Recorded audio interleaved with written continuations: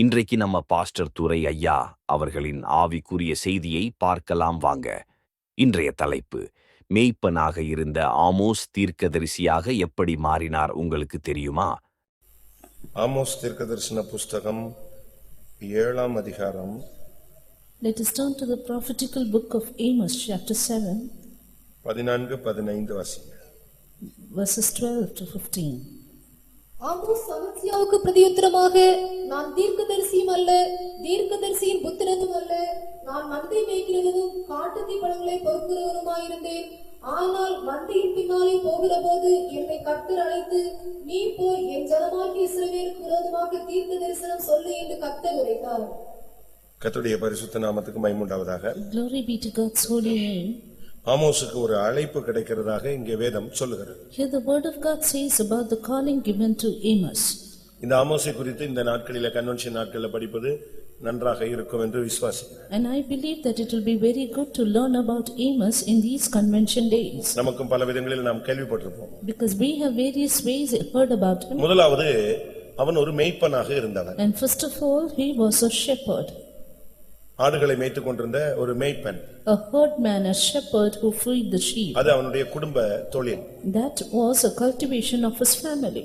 ஆனால் இப்பொழுது கர்த்தர் அவனை அந்த இடத்திலிருந்து மாற்றி அவனை அடுத்த வேறு ஊழியத்துக்கு கொண்டு வருகிறார். But now the Lord wanted to separate him from that and bring him to another ministry. இந்த இந்த ஊழியம், மேய்க்கிற ஊழியம், வேலை இல்லாத நேரத்துல அவன் என்ன செய்வான் என்றால் காட்டத்தி பழங்களை பொறுக்க போய் விடுவான். In the time when he did not go after the sheep, he used to gather sycamore fruits.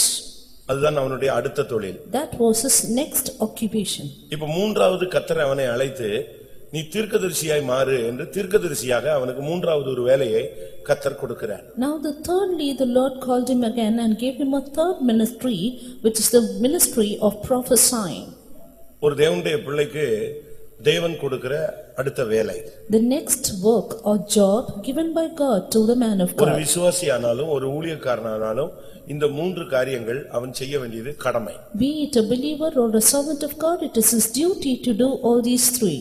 அதுக்கு முன்பாக அவனை குறித்து நாம் சில காரியங்களை படிக்கலாம். And even before that, let us learn a few things about him. முதலாவது, ஆமோஸ் 1ஆம் அதிகாரம் 1ஆம் வசனத்தை பார்க்கலாம். First of all, turning to Amos 1:1. தெக்கோவா ஊர் மேய்ப்பருக்குள் இருந்த ஆமோஸ், தெக்கோவா ஊர் மேய்ப்பருக்குள் இருந்த Amos. This Amos was among the herdmen of Tekoa. அவனுடைய ஊர் தெக்கோவா. His native was Tekoa. தெக்கோவா என்று சொன்னால் ரெண்டு அர்த்தம் இருக்கிறது. Two meanings for this word Tekoa. ஒன்று நிலையான என்று அர்த்தம். One, stable. இரண்டாவது எக்காளம். Then two, trumpet. இந்த இரண்டு பெயர்கள் அவனுடைய ஊருக்கு கொடுக்கப்பட்டிருக்கிறது. These two names were assigned to his native place.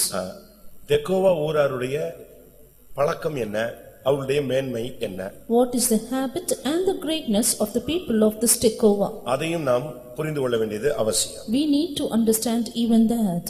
ஒன்று நிலையான, One, a stable or steadfast. இரண்டாவது எக்காளம். And two, trumpet. அந்த ஊர் ஜனங்களுடைய ஹாபிட் என்ன? What is the habit of that people? ஒன்று புத்தி உள்ளவர்கள். One, they were understanding or wise. இரண்டாவது, அவர்கள் ஒரு காரியம் தவறாயிட்டுனா அதை பழுது பார்த்து சரிப்படுத்துகிறவர்கள். And two, if at all anything is gone wrong with anything, they would repair and set it right. அந்த ஊர்ல பிறந்தவன் Amos. And Amos was a man born in that land.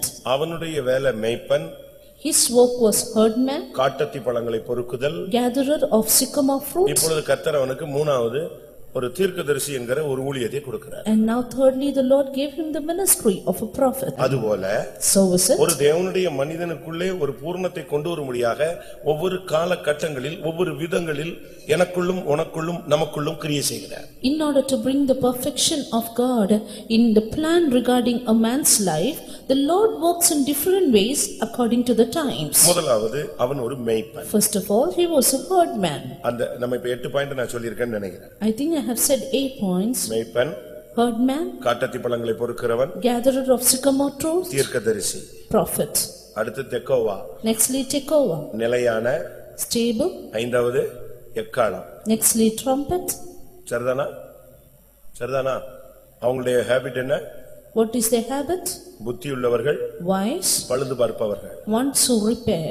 7 7. 8வது அவனுடைய பெயர் பாரம் சுமப்பவன், சுமை தாங்குகிறவன். Eighthly, the meaning of his word, his name is burden bearer. இந்த 8ஐயும் அப்படி சிம்பிளா நம்ம பார்க்கணும். We are going to in a simple way look into all these 8. நான் ரொம்ப எலாபரேட் பண்ணி இப்ப சொல்ல போறது இல்ல. I am not going to elaborate on this. சும்மா லைட்டா டோஸ் மட்டும் தான் கொடுப்பேன். I am going to give a little dose.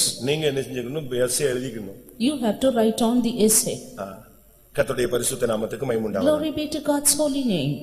முதலாவது ஒரு விசுவாசியோ ஊழியக்காரனோ அவன் ஒரு மேய்ப்பன். First of all, a servant of God or a believer, he is a herdman. இயேசு சொல்லுகிறார், நானே நல்ல மேய்ப்பன். Jesus says, I am the good shepherd. அப்ப நாம் ஒவ்வொருவர்களும் மேய்ப்பர்களாக மாற வேண்டும். Therefore, every one of us should become a shepherd. மேய்ப்பர் அப்படின்னா பாஸ்டர்னு ஒரு சபையை மேய்க்கிறவர்கள், பிஷப், பாஸ்டர் இப்படிலாம் பல விதங்கள்ல வித்தியாசமான வார்த்தைகள் சொல்லப்படுகிறது. This shepherd has another meaning that he is a pastor, the one who feeds the church. ஆனா மேய்ப்பனுடைய தன்மை என்ன? But what is the attitude or attribute of a shepherd? இவைகளை நாம் இப்ப கொஞ்ச நேரம் சிந்திக்கலாம். Let us meditate on this for a few times. இந்த மேய்ப்பனாகிய ஆபேல் என்ன செய்தான்? What did herdman Abel do?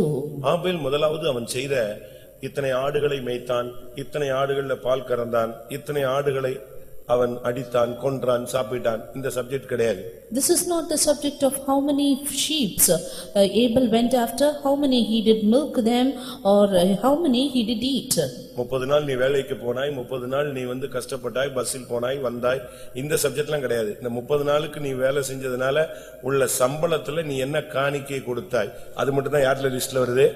தேவனுடைய லிஸ்ட்ல வருது. The Lord looks into not about the labor of your 30 days time or whatever it may be, but the Lord looks into as to how much you give unto the Lord in the offering that you get. நீ எத்தனை மணிக்கு வேலைக்கு வந்தே, எவ்வளவு production கொடுத்த, எத்தனை மணிக்கு நீ திரும்பி போனங்கிறது அது ஆபீஸ்ல உள்ள லெக்சர்ல இருக்குது.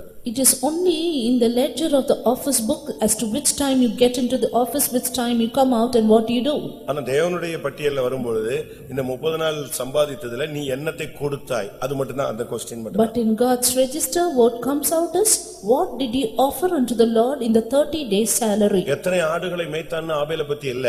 ஆபேல் காணிக்கையை செலுத்தினான், கர்த்தர் அவனையும் அவன் காணிக்கையையும் தேவன் அங்கீகரித்தார். It is not said about Abel as to how many sheep he went after, but the Lord says here, the Lord had respect unto Abel and his offering. Pastor Joel அவர்கள் பேசும் பொழுது அடிக்கடி சொல்லுவார், உன் கையிலே காணிக்கை இருக்க வேண்டும். When Pastor Joel used to give the message, he says, always you need to have offering in your hand. ஜோடி ஜோடியாக சுத்தமானது சுத்தம் இல்லாதது பேழைக்குள் பிரவேசித்தாலும் நோவா பேழையை விட்டு வெளியே வந்த உடனே ஒரு காணிக்கை பொருள் வைத்திருந்தான், கொஞ்சம் பலி பொருள் வைத்திருந்தான். Though every clean and unclean beast went after its kind into Noah's ark, Noah had a kind of offering with him to offer unto the Lord when he comes out. அந்த சுகந்த வாசனையை கர்த்தர் முகர்ந்தார். And the Lord smelled the sweet incense. பாருங்க, அவன் கையில ஒரு காணிக்கை இருந்தது. Look, there was an offering in his hand. இன்னைக்கு நம்முடைய ஆட்கள் கையில காணிக்கை இல்ல. Today there are no offering in our people's hand. Saul ராஜாவாக அபிஷேகம் பண்ணப்பட போகிறான். Saul was about to be anointed as king. இப்போ கழுதையை தேடி தேடி இளைச்சு போயிட்டாங்க, களைச்சு போயிட்டாங்க. And now he was tired after going after the ass. இப்பொழுது அந்த வேலைக்காரன் சொல்றான், நம்ம இவ்வளவு தூரம் வந்துட்டோம், எம்டியா வீட்டுக்கு போனாலும் தப்பு, இங்க யாராவது ஞானதிஷ்டிக்காரன் இருந்தான்னா விசாரிக்கலாம்னு சொல்றான். Now the servant said, see, we have come all this way, going back is something very difficult, so now let us inquire after some prophet or அப்போ seer. அவன் அந்த வேலைக்காரன் சொல்றான், இங்க பக்கத்துல யார் இருக்கா? சாமுவேல் ஒருத்தர் இருக்கிறார். Then the servant said, there is one Samuel nearby. அப்ப இவன் சொல்றான், தீர்க்கதரிசியா? ஐயோ, அவர்கிட்ட கொடுக்கிறதுக்கு எனக்கு என்ன இல்ல, காணிக்கை இல்லையே அப்படின்னு சொல்றான். And he said, is he a seer or a prophet? I do not have an offering to give him. ஒரு ராஜாவாக அபிஷேகம் பண்ணப்படுற போற மனுஷன், ஒரு பெரிய கழுதை கூட்டத்துக்கு தலைவன், ஆனா கையில என்ன கிடையாது? காணிக்கை கிடையாது. ஆனா வேலை பார்க்கிறவன் சொல்றான், என்கிட்ட கொஞ்சம் இருக்கு, நம்ம வேணா என்ன செய்யலாம், காணிக்கை கொடுக்க. வேலை பார்க்கிறவன் கையில காணிக்கை இருக்கு, எஜமான் கையில என்ன கிடையாது? காணிக்கை இல்ல. A man who was about to be anointed as a king, a man who went after asses, he did not have the offering, but the servant says, I have a little offering to give. மேய்ப்பன் என்று சொன்னால் உன் கையில ஒரு காணிக்கை இருக்கணும். Shepherd should have an offering in his hand. அவங்க தகுதிக்கு ஏற்ற காணிக்கைன்னு பைபிள்ல இருக்கு. An offering according to their worthiness, says the word of God. ஒரு குழந்தை பிறந்தா, பெரிய பிரபு வீட்டுல பிறந்துட்டுனா அவன் ஒரு காளைய தன்னுடைய பிள்ளை நிமித்தம் பலி செலுத்தலாம். If a child is born in a rich family, then he can offer a bullock for his child. அப்படி ஒரு ஆண் குழந்தை பிறந்து ஒரு ஏழைக்கு பிறந்துருச்சு அப்படின்னா அந்த ஏழை அட்லீஸ்ட் எதை செலுத்தணும்? 2 புறா இல்ல, காட்டு புறா. ரொம்ப லோயஸ்ட்னாலும் பரவாயில்ல, ஆனா 2 காட்டு புறா செலுத்தணும். And if the male child be born in a poor family, he should offer at least 2 turtle doves. அப்படிதான் பைபிள் சொல்லுகிறது. That is what the word of God says. இயேசுவின் தாய் தகப்பனுக்கு சரியான வசதி இல்ல. There was no proper comforts and luxuries for the parents of Jesus. அதனால என்ன செஞ்சாங்க? Therefore what did they do? அவங்களும் 2 காட்டு புறாவை செலுத்தினதாக லூக்கா 2:24 சொல்லுகிறது. Luke 2:24 says they also offered a pair of turtle doves. ஒரு ஜோடி காட்டு புறா இல்லாவிட்டா 2 புறா குஞ்சு. A pair of turtle doves or 2 young pigeons. இதுல எதையாவது ஒன்றை செலுத்த அவர்கள் வந்தார்கள். And they came to offer any one of these. ஆனாலும் அவங்க காணிக்கை செலுத்தணும்ங்கற ஒரு திட்டம் அவர்களுக்கு இருந்தது. But still they had the plan within them that they had to offer. ஒரு குஷ்டரோகி வருகிறான். A leper came. ஒரு இடத்துல ஒருத்த வர்றான், ஒரு இடத்துல 10 பேர் வரான். And at one time 10 came. அந்த ஒரு ஆளை பார்த்து என்ன சொல்றாரு? What did God look at one person and உனக்கு say? சுகமாயிடுச்சு, நீ எங்க போய் என்ன செய்ய? மோசேயின் ஆகமத்தில் சொல்லப்பட்டிருக்கிற காணிக்கைகளை செலுத்து. You go and offer the offerings mentioned by Moses. அந்த பிரமாணத்தின்படி என்ன செலுத்தணுமோ அதை செலுத்துங்கறார். You offer that which is according to the law. அப்ப நீ ஒரு ஆபேலாக இருந்தால், நீ ஒரு மேய்ப்பனாக இருந்தால், உன்னை தேவன் அங்கீகரிக்க உன் கையில ஒரு காணிக்கை இருக்கணும். Therefore if you be an Abel, if you be a shepherd, you need to have an offering that God may have respect upon you. இரண்டாவது மேய்ப்பனுடைய வேலை என்ன? The second work of a shepherd. யோவான் 10 அதிகாரத்துல John 10. நல்ல மேய்ப்பன் ஆடுகளுக்காக ஜீவனை கொடுப்பான். அதான் மேய்ப்பனுடைய இரண்டாவது ஒரு தெய்வீக தன்மை. The second divine attribute of a shepherd is that he laid down his life for the sheep. நல்ல மேய்ப்பன் ஆடுகளுக்காக ஜீவனை கொடுக்கிறவன். A good shepherd giveth his life for the sheep. கூலிக்காக வருகிறவன் அவைகளை விட்டு ஓடி போகிறான். But he that is an hireling, he runs from away. மூன்றாவதாக, Thirdly, ஒரு நல்ல மேய்ப்பன் என்ன செய்வார்? what does a good shepherd do? தன்னுடைய ஆடுகளுக்கு விரோதமாக எழும்புகிற சிங்கங்களோடு போராடுவான். He will strive against the lions that come against the sheep. ஒரு நாள் தாவீதினுடைய மந்தையில ஒரு ஆட்டுக்குட்டியை சிங்கம் பிடித்து விட்டது. Once the lion caught hold of a kid of the sheep. சிங்கம் பிடிச்சிட்டா என்ன ஆகும்? And what will happen if it is in the lion's mouth? சிங்கத்தினுடைய கேரக்டர் என்னன்னா, பிடிச்சிட்டது என்ன செய்யாது? விடாது. The lion, once it catches, it will never leave. அடுத்த நேரம் அது வாயில இருந்து போய் ஒருத்தனை புடுங்கி எடுத்துட்டு வர்றதுக்கு ஒருத்தனுக்கும் சக்தி கிடையாது. And no one then will have the power to deliver from its mouth. அவ்வளவு ரொம்ப ரஃப்பான ஒரு விலங்கு அது. It is such a rough and tough animal. அப்படின்தான் ஏசாயா 31:4 சொல்லப்பட்டிருக்கிறது. That is how it is said in Isaiah 31:4. கர்த்தர் என்னோடே சொன்னது, சிங்கமும் பாலசிங்கமும் தங்கள் இரையை பிடித்திருக்கும் போது கர்ச்சித்து தங்களுக்கு விரோதமாய் கூப்பிடுகிற திரளான மேய்ப்பரின் சத்தத்தினாலே கலங்காமலும் அவர்கள் அமளியினாலே பணியாமலும் இருக்கிறது போல. எவ்வளவு கத்தினாலும் என்ன போட்டு கூச்சல் போட்டாலும் அது பிடிச்சது என்ன செய்யாது? விடாது. How much ever people may raise their voice, it will not leave that which is in his hold. அதனால தாவீது என்ன பண்ணா? சத்தம் போட்டுக்கிட்டு நின்னுட்டு வேடிக்கை பார்க்கல.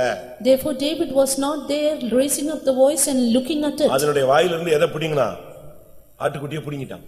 He went out and took the lamb from the உடனே mouth. அது இவன் மேல ஜம்ப் பண்ணிடுச்சு. Soon the lion jumped at him. அவன் அதை ஃபேஸ் பண்றதுக்கு ரெடி ஆயிட்டான். And he was ready to face. எந்த ஒரு ஊழியம் செய்யாதோ அதுக்கு ஒரு எதிர்ப்பு இருக்கும். Any ministry we do, we have an opposition for it. எந்த ஒரு பிரதிஷ்டை பண்ணாலும் அதுக்கு ஒரு எதிர்ப்பு இருக்கும். Any consecration it may be, we have a resistance. முன்னேறணும்னு எப்பெல்லாம் நினைக்கிறியோ அப்பெல்லாம் ஒரு எதிர்ப்பு நிக்கும். All the time you think of a progress, you will have a hardship. நீங்க முன்னேறணும்னு எப்ப நினைக்கிறீங்களோ அப்போது எதிர்ப்பை ஃபேஸ் பண்றதுக்கு நீங்க என்ன செய்யணும்? Study ஆகிக்கணும். All the time you want to think of a progress, be steady to face the hardship. போர்க்களத்து முனையில வர்றேன்னா அங்க அடுத்து என்ன இருக்கும்? மரணம் இருக்கும். If you are to stand in the battle front, then you will have a death at the next point. அப்படிதான் நியாயாதிபதிகளே சொல்லி இருக்கு. That is how it is said in செபுலோனும் Judges. நப்தலியும் போர்க்களத்து முனையிலே வந்து நின்றார்கள் அல்ல, போர்க்களத்து முனையிலே மரணத்துக்கு துணிந்து நின்றார்கள். Zebulun and Naphtali, they jeoparded their lives in battle front. நியாயாதிபதிகள் 5:18. Judges நீ 5:18. முன்னால வர்றது பெருசல்ல, முன்னால வந்து நிக்கும்போது மரணம் வரும், அதுக்கு நீ ஃபேஸ் பண்றதுக்கு ரெடியா வரணும். Standing in the front is not great, but you have to be ready to face the death there. செபுலோனும் நப்தலியும் போர்க்களத்து முனையிலே தங்கள் உயிரை எண்ணாமல் மரணத்துக்கு துணிந்து நின்றார்கள். அங்க வந்துட்டு டை கட்டிட்டு அப்படி ஷோ காட்டுறதல்ல.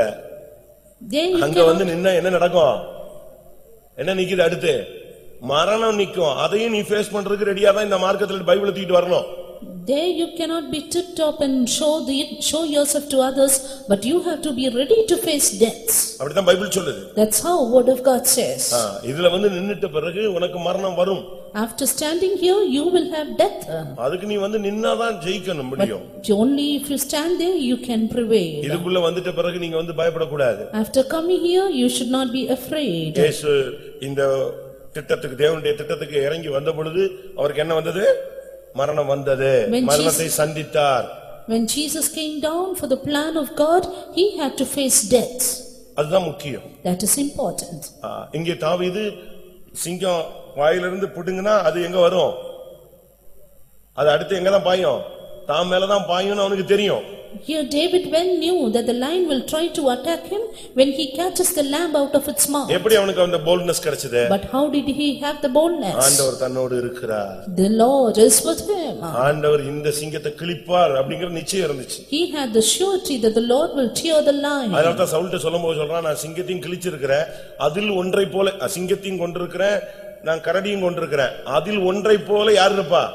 இந்த கோலியாத்தும் இருப்பான். Therefore he says to Saul, I have torn a lion and a bear, and Goliath will be one of these. இதுதான் அந்த மேய்ப்பனுடைய திட்டம். This is the attribute of a shepherd. இன்னைக்கு நமக்கு எப்படி இருக்கிறோம்? Today how are we? மேய்ப்பன் சொன்னா ஒரு சபையில பிரசங்கம் பண்ணிட்டு போறது அல்ல. It's not just giving a message in the church. அந்த சபையில வர்ற நன்மை தீமை எல்லாம் அவன் நிக்கணும்.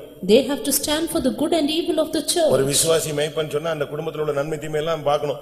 எனக்கு தெரியாது, நீதானே பாத்துக்கோ அப்படின்னு மனைவி தலையில கட்டுறதோ, புருஷன் தலையில கட்டி விடுறதோ, பிள்ளைகள் தலையில கட்டி விடுறதோ அல்ல. If a believer is a shepherd, he has to stand for his family, not that he puts all of it upon others. அடுத்ததாக இந்த மேய்ப்பனுக்கு தான் கர்த்தர் தரிசனம் கொடுக்கிறார். Nextly, the Lord gives vision to the shepherd. நீங்க அந்த பைபிள்ல நீங்க ரெண்டு இடத்துல பார்க்கலாம், பழைய ஏற்பாட்டிலையும் பார்க்கலாம், புதிய ஏற்பாட்டிலையும் பார்க்கலாம். You can see this in Old Testament and New Testament. லூக்கா எழுதின சுவிசேஷத்துல நாம் பார்க்கும் பொழுது Coming to Luke the Gospel, 2ஆம் அதிகாரம் chapter 2 8 and verse 8. அப்பொழுது அந்த நாட்டிலே மேய்ப்பர்கள் வயல்வெளியில் தங்கி ராத்திரியிலே தங்கள் மந்தையை காத்துக் கொண்டிருந்தார்கள். அவ்வேளையில் கர்த்தருடைய தூதன் அவர்களிடத்தில் வந்து நின்றான். பாருங்க, அங்கதான் அந்த தூதன் வந்து இறங்குறான். 13 verse 13. அந்த க்ஷணமே பரமசேனையின் திரள் அந்த தூதனுடனே தோன்றி பரலோகத்தின் தேவதூதர்ல இறங்கறத அப்படி மேய்ப்பர்கள் பார்க்கறாங்க. The shepherds could vision the angels of God from heaven. இயேசு பிறந்த செய்தி அவர்களுக்கு கொடுக்கப்பட்டது. The message of Jesus' birth was given them. அரண்மனையில ஏரோது இருந்தான், அவனுக்கு கிடைக்கல. கிடைச்சது யாருக்கு? வயல்வெளியில இருந்த மேய்ப்பனுக்கு கிடைச்சது. It was not given to Herod in the palace, but it was given to the shepherds in the wayside. இன்னொரு விதத்துல பார்க்கும்போது, In another hand to see, பழைய ஏற்பாட்டுல பார்க்கும்போது, in the Old Testament, யாத்ராகமம் Exodus, வேதம் என்ன சொல்லுகிறது? what does the Bible say? 3ஆம் அதிகாரத்துல 1ஆம் வசனத்தில், Chapter 3 and verse 1. முதல் 2 வசனத்துல பார்க்கும் பொழுது, இங்கேதான் கர்த்தர் அவனுக்கு முள்செடியில் தரிசனமாகிறார். The first 2 verses, God appears to him in the burning bush. மோசே மீதியான் தேசத்து ஆசாரியனாயிருந்த தன் மாமனாகிய எத்ரோவின் ஆடுகளை மேய்த்து வந்தான். அவன் ஆடுகளை வனாந்திரத்தின் பின்புறத்திலே ஓட்டி தேவ பர்வதமாகிய ஓரேப் மட்டும் வந்தான். அங்கே கர்த்தருடைய தூதனானவர் ஒரு முட்செடியின் நடுவிலிருந்து உண்டான அக்கினி ஜுவாலையிலே நின்று அவனுக்கு தரிசனமானார். The Lord appeared to him. ஒரு சரியான மேய்ப்பனா இருந்தா நமக்கு சில தரிசனங்கள் கிடைக்கும். A right shepherd will have good visions.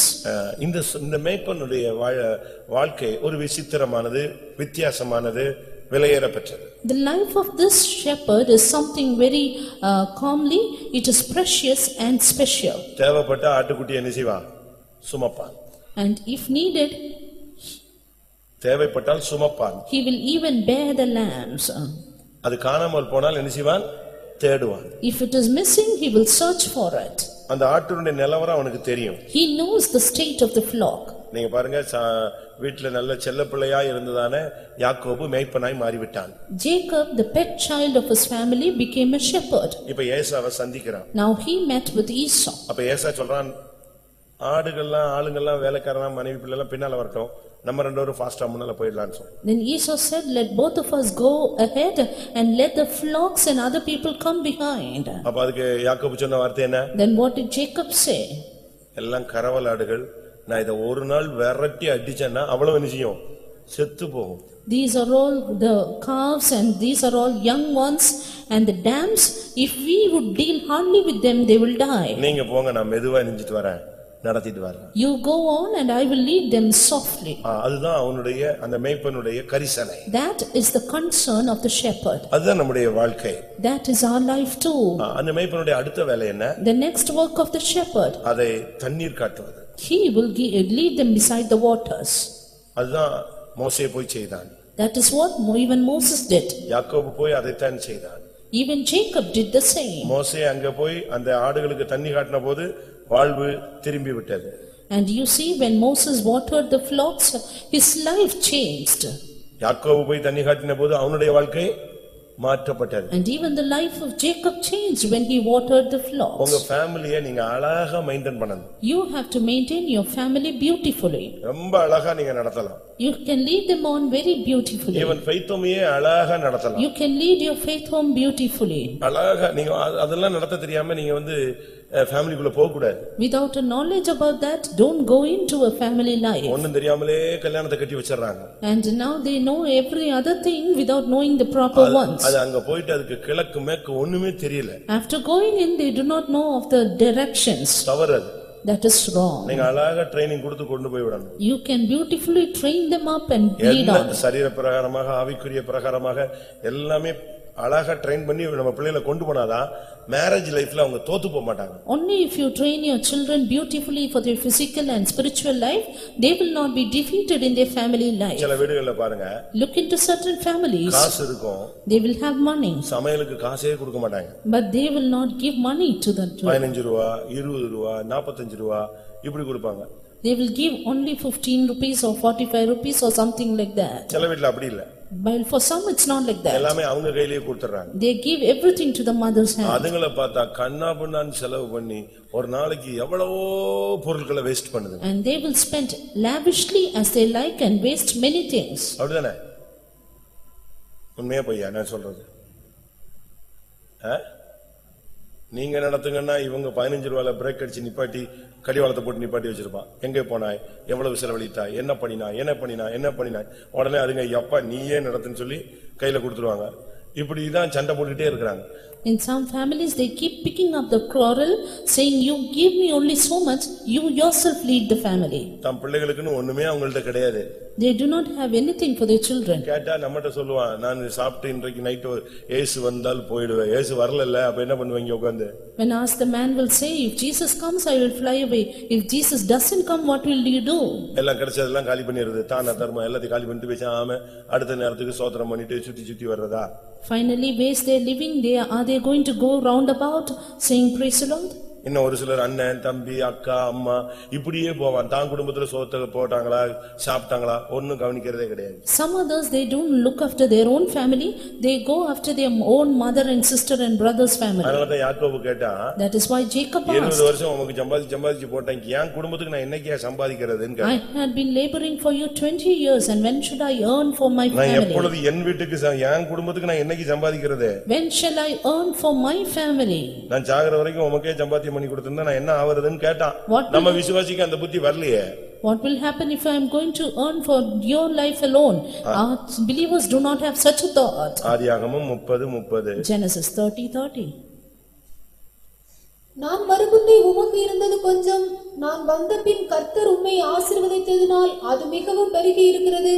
இனி நான் என் குடும்பத்துக்கு சம்பாத்தியம் பண்ணுவது எப்பொழுது என்றான். கேக்குறான் பாருங்க, நான் 20 வருஷம் நான் சம்பாதிச்சு உமக்கே கொடுத்துட்டு இருக்கேன், அம்மாவுக்கே கொடுத்துட்டு இருக்கணும், அப்பாவுக்கே கொடுத்து கொண்டிருக்கணும், அக்கா வீட்டுக்கே கொடுத்துட்டு இருப்பாங்க. கேட்டா எங்க அக்கா அப்படிப்பட்ட ஆள்லாம் கல்யாணமே கட்டக்கூடாது. 20 years long they want to earn for their own family, their own mother and brother and sister. Such people, it is better they don't get married. இப்படிப்பட்டவங்க ஊழியத்துக்கு வந்தா என்ன செய்வாங்க தெரியுமா? விசுவாசி ஏதாவது ஒரு குடும்பத்தையே பின்னாலே ஹெல்ப் பண்ணிட்டே போயிட்டே இருப்பாங்க. And these people when they come to the ministry, they will help only that particular believer. நமக்கு ஒரு தெளிந்த பரந்த புத்தி தேவை. But we need to have a broad and enlarged heart. அடுத்ததாக Nextly, அவன் ஒரு காட்டத்தி பழங்களை பொறுக்கிறான். he was a gatherer of sycamore fruits. இது ஒண்ணும் பெரிய டிகிரி கோர்ஸ் கிடையாது. This is not a degree course. இது பிஜியும் கிடையாது, பெரிய டாப்ல உள்ள போஸ்டிங் கிடையாது. This is not some top posting or PG course. நம்ம இதுக்குள்ள வந்துட்ட பிறகு நம்ம படிப்பு, நம்முடைய ஸ்தானம், நம்முடைய ஜாதி, நம்முடைய குடும்பம் இதையே சப்ஜெக்டே டச் பண்ணக்கூடாது. After coming into this church, we should not touch the subject of our caste, our family and our way or culture. இதுல வந்துட்ட பிறகு நீ ஒரு அடிமையாக, அது காட்டத்தி பழம் பொறுக்கிறதுனா ஒரு தாழ்ந்த தொழில். Gathering of sycamore fruit is some low or inferior occupation. இந்த பாருங்க, சிலர்லாம் ரொம்ப ஏழ்மையான வேலை செய்வாங்க. Some people do mean works. இது எதை காண்பிக்கிறது? What does this show? ஒருவேளை நான் தாழ்ந்த தொழில் பண்றவங்கள தப்புன்னு நான் சொல்றதுக்கு பிரசங்கம் பண்றேன்னு நினைச்சிட கூடாது. Don't think I am quoting after those people who are doing இந்த mean மார்க்கத்துல வந்துட்ட jobs. பிறகு என்ன வேலையும் நீ செய்யறதுக்கு ரெடியா இருக்கணும். But after coming into this truth, you should be ready to do any kind of work. ஒரு சில வீடுகள்லாம் வேலைக்கே போக மாட்டாங்க. Some people don't go for work. கேட்டா படிச்சதுக்கு என்ன கிடைக்கலையா? பாத்துருக்கீங்களா? படிச்சதுக்கு வேலை கிடைக்கல, படிச்சதுக்கு வேலை கிடைக்கல, படிச்சதுக்கு சாகர வரைக்கும் வேலை கிடைக்கல, என்ன பண்ணுவ? When asked, they say, I don't get a job after my studies or education. If you are not going to get a job all through your life, what will you கிடைச்ச do? வேலையை பார்த்து develop பண்ணு. Just to get down into the job you get and develop your தேவன் life. அந்த உனக்கு கனம் பண்ணுவாரு. Then the Lord will honor you. கர்த்தர் உன்னை ஆசீர்வதிப்பார். The Lord will bless you. தாழ்ந்த தொழில் செய்யறது ஒண்ணும் தப்பு கிடையாது. It's not wrong to do an inferior job. அப்படிதானே? அப்படிதானே? மீன் வித்த காசு என்ன செய்யும்? மீன் வித்துட்டா அது சம்பாத்தியம் மொத்தமா நாசம் நாரியா போயிடும்.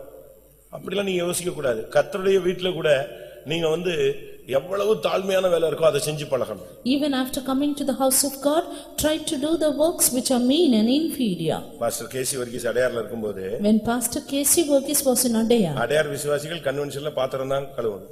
Adayar believers should only do vessel washing. அந்த பாய் போடுறேன், அங்க போய் ரிசெப்ஷன் போய் இந்த அப்படியே ஒயிட் அண்ட் ஒயிட்ல சுத்துற வேலையா இருக்க கூடாதுன்றாரு. He would say these believers should not go in white and white roaming about here and there. அதுபோல பாஸ்டர் லூக்கா கெல்லிஸ்ல இருக்கும்போது பாத்தீங்கன்னா அவ்வளவு வெறும் பந்தி பரிமாறணும் உடனே எதை கழுவணும்? பிளேட் கழுவணும்.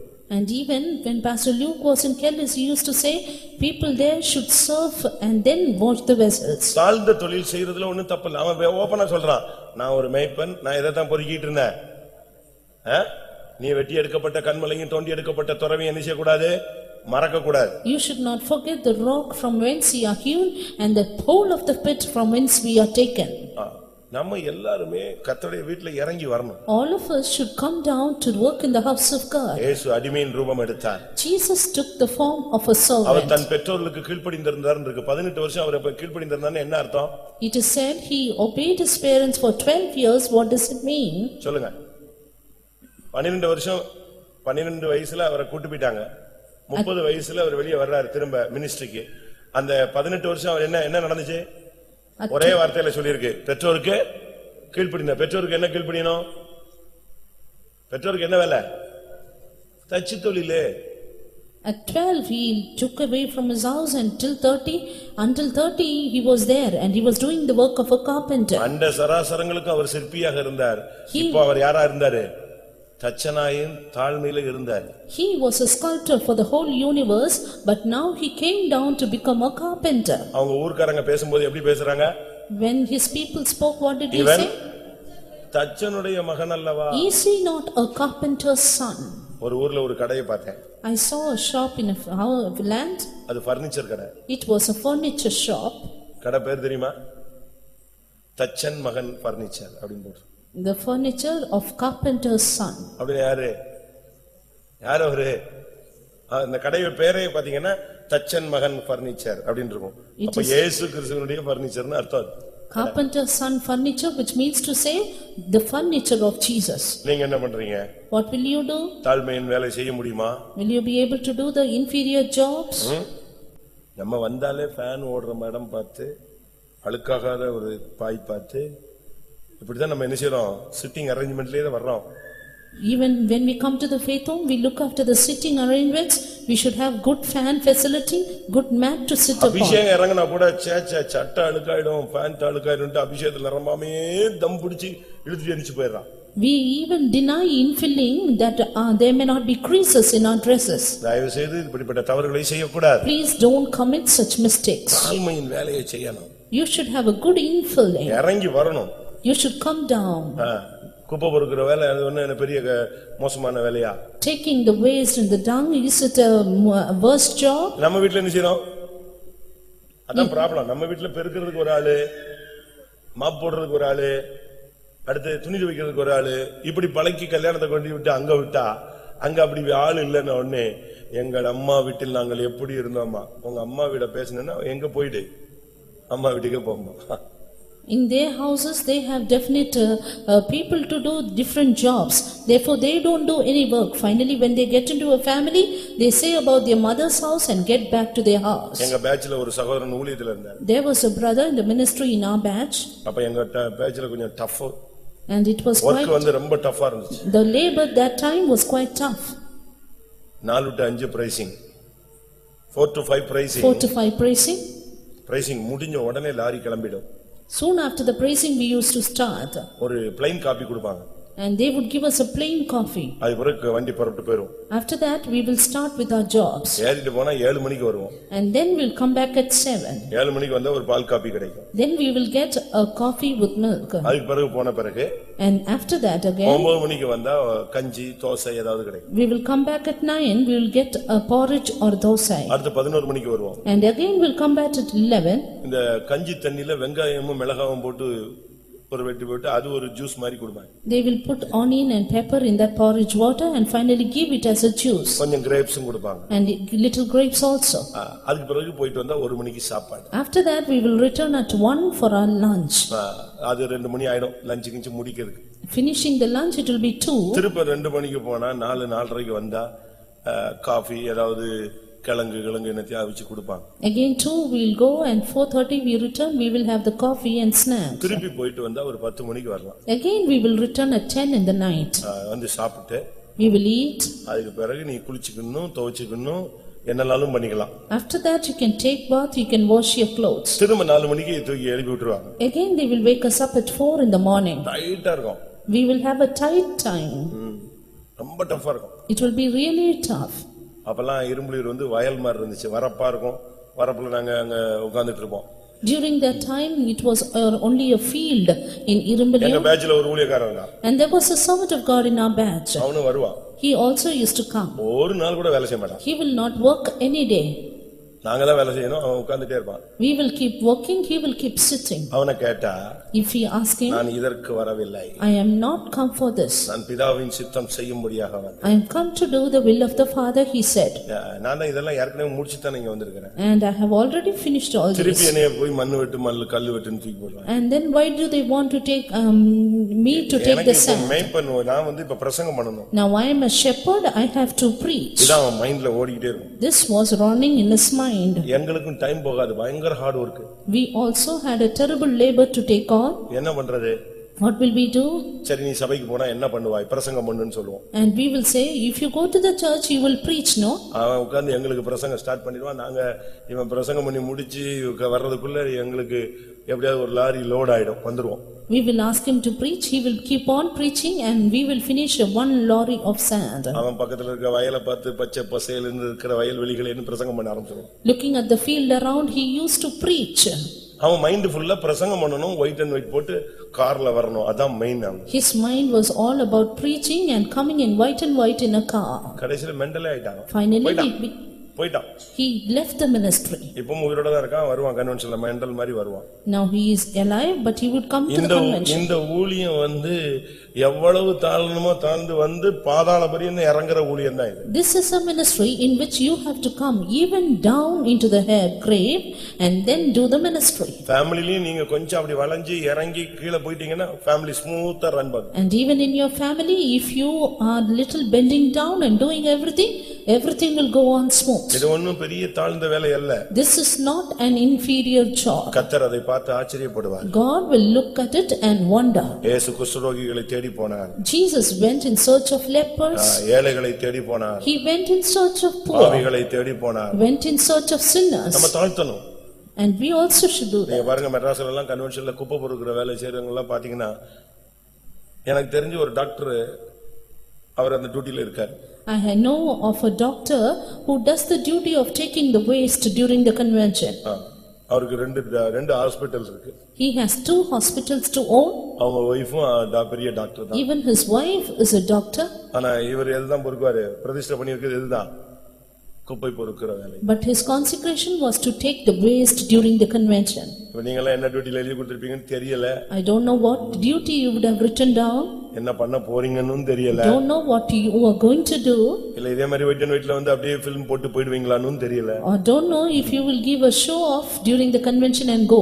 இல்ல அப்படியே வந்து என்கிட்ட ஒரு அட்டெண்டன்ஸ் கொடுத்து பெரிய பாஸ்டர்ட்ட அங்கங்க பார்த்து நாங்க வந்ததுக்கு ஒரு ஃபோக்கஸ் காட்டிட்டு போய்டுவீங்களான்னு தெரியல. I don't know if you would just give an attendance of your coming here and go off. இல்ல நீங்க 24 hours கர்த்தருடைய வீட்ல பாடுபடுவீங்களான்னு எனக்கும் தெரியல. Or I even do not know whether you are going to labor in the house of God 24 hours. நீ ஒரு மேய்ப்பன். You are a shepherd. நீ ஒரு காட்டத்தி பழங்களை பொறுக்க வேண்டிய தாழ்ந்து வரணும்.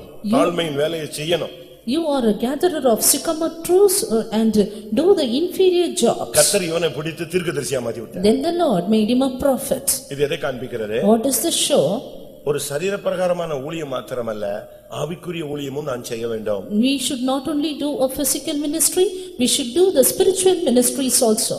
காணிக்கை கொடுத்துட்டு போயிரற கூடாது. Not just giving the offering and going. இல்ல ஜஸ்ட் வந்து ஏதோ ஒரு வேலையை செஞ்சுட்டு போயிரற கூடாது. Not just doing some work and going. நீ வந்து ஆவிக்குரிய ஊழியங்களிலும் ஜெபத்திலும் உபவாசத்திலும் பங்கெடுக்கணும். You should also partake in spiritual ministries, prayers and fasting. தரிசனம், வெளிப்படுத்தல், தீர்க்க தரிசனம் இவைகளிலும் நீங்கள் பங்கெடுக்கணும். You should also partake in visions and prophesying.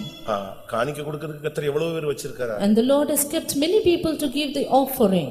வேலை செய்யிறதுக்கு எவ்வளவு பேர் கர்த்தர் வச்சிருக்கார். And the Lord has kept many other jobs for us to do. வேலை செய்யிறதுக்கு எவ்வளவு பேர் இருக்கார். There are many people to do the work. ஆனா தீர்க்க தரிசனம் சொல்றதுக்கு அபிஷேகம் பெற்ற ஆள் தேவை. But anointed people are essential to prophesy. ஊழியத்துக்கு ஜெபிக்கிறதுக்கு விசுவாசிகள் தேவை, ஊழியர்கள் தேவை. Believers and servants of God are needed to pray for the ministry. நீங்க வேணா பாருங்க 20 மணி நேரம் நம்ம வேலை செய்றோம். ஆனா அரை மணி நேரம் என்ன செய்ய மாட்டோம்? ஜெபிக்க மாட்டோம். We may be able to work for 20 hours but we are unable to pray for half an hour. நம்ம ஆபீஸ்க்கு எல்லாம் போறாங்க 8 hours நின்னே ஆகணும் சில கம்பெனில எல்லாம். And you see even today people go to the office and work for 8 hours. ஆனா நம்ம சபையில வந்து எழும்பி நின்னு ஆங்கில பாடல் பாடுவோம்னா அவனுக்கு நிக்க முடியாது. அதுக்குள்ள ஒரு ரவுண்ட் அடிச்சிட்டு வந்துருவான். But when coming to the church, when during an English song they used to go on rounds. முழங்கால் போடுவோம்னா முடியாது. They are unable to stand on knees. ஆனா கம்பெனில உங்களுக்கு வந்து சேர் கூட கொடுக்க மாட்டான், ஸ்டூல் கூட கொடுக்க மாட்டான். ஈவன் கம்பெனில நீங்க போனீங்கன்னா சில கம்பெனில ஒரு ஸ்டூல் கூட போட்டு கொடுக்க மாட்டான். In some companies they would not even give him a chair or a stool to sit. நாம் இந்த நாட்களில ஆவிக்குரிய ஊழியத்திலும் பங்கெடுக்கணும். We in these days should partake in spiritual ministries. ஜெபத்துல எல்லாம் கரெக்ட்டா இருக்கணும். We should be correct or punctual in prayers. உபவாசத்துல கரெக்ட்டா இருக்கணும். Punctual in fasting. கர்த்தர் உனக்கு தீர்க்கதரிசன ஊழியம் கொடுத்தாருன்னா தீர்க்கதரிசனம் சொல்லணும். If the Lord has given you the ministry of prophesying, do it. சொல்லாதன்னு சொல்லுவாங்க. And some will say do not say it. தடைகள் வரும். Oppositions may come. வாசிங்க ஆமோஸ் 7ஆம் அதிகாரத்துல Amos 7 12 13 12 and 13. அமத்சியா ஆமோசை நோக்கி, தரிசனம் பார்க்கிறவனே, போ, நீ யூதேயாவுக்கு ஓடிப்போ, அங்கே அப்பம் தின்று அங்கே தீர்க்க தரிசனம் சொல்லு, பெத்தேலிலே இனி தீர்க்க தரிசனம் சொல்லாதே. எப்படி அவனை கூப்பிட்டு சொல்றான், நீ யூதா தேசத்துக்கு ஓடிப்போ. They called him and said, go to land of Judah. பெத்தேல்ல இனிமே நீ என்ன செய்ய கூடாது, தீர்க்கதரிசனம் சொல்லக்கூடாது. Prophesy not anymore at Bethel. ஆனாலும் இவன் சொல்லிக்கிட்டே தான் இருந்தான். But he said, I'll be here. அவனுக்கு நல்ல ஒரு தரிசன கண்கள் இருந்துச்சு. He had a good enlightened eyes of understanding. ஒவ்வொரு டைமும் அவனுக்கு ஒவ்வொரு தரிசனம் கிடைச்சிட்டே இருந்துச்சு. He got a definite vision at every time. அவனுக்கு அது விளங்கலன்னா கர்த்தர் அவன்கிட்ட பேசுவார். If he doesn't understand, the Lord will speak to him. ஆமோஸே நீ என்னத்தை காண்கிறாய்? Amos, what are you seeing? உடனே அவன் சொல்லுவான், நான் கூடைகள்ல பழத்தை பாக்குறேன். Soon he said, I see these fruits in the basket. நல்லா பாத்தியா அது என்னெல்லாம் தெரியுது? Did you see well? What do you see in it? உடனே அதுக்கு விளக்கம் சொல்லுவான். Then he gave the explanation. பழுத்த பழங்கள் உள்ள ஒரு கூடையை பார்க்கிறேன். I see a basket full of ripe ஆண்டவர் fruits. பாருங்க எவ்வளவு தெளிவா அவனுக்கு காண்பிக்கிறார். See how clearly the Lord showed him. உடனே அதுக்கு ஒரு விளக்கம் கொடுக்கிறார். And soon the Lord gave the meaning for it, interpretation. அடுத்து அவனுக்கு தூக்குநூல் பிரமாணத்தின்படி கட்டப்பட்ட ஒரு இதை காண்பிக்கிறார். Then the Lord showed him a thing built according to the law of the plummet. இப்படி ஒவ்வொன்னா அவனுக்கு தரிசனத்துல காண்பிக்கிறார். Likewise the Lord showed him every vision. உன் பிசினஸ் பத்தி உனக்கு ஒரு விஷன் இருக்கணும்.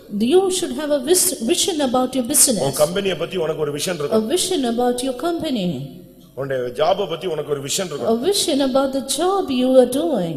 இதெல்லாம் இல்லாம நீங்க போய் எங்கயாவது போய் என்னத்தையாவது செஞ்சுக்கிட்டு மாட்டிக்க கூடாது. Without this, don't get caught in any particular matter in your work spot. 1000 friends வந்து உனக்கு அந்த தொழிலுக்கு வா இந்த தொழிலுக்கு வா பார்ட்னர்ஷிப்னு கூப்பிடுவான்.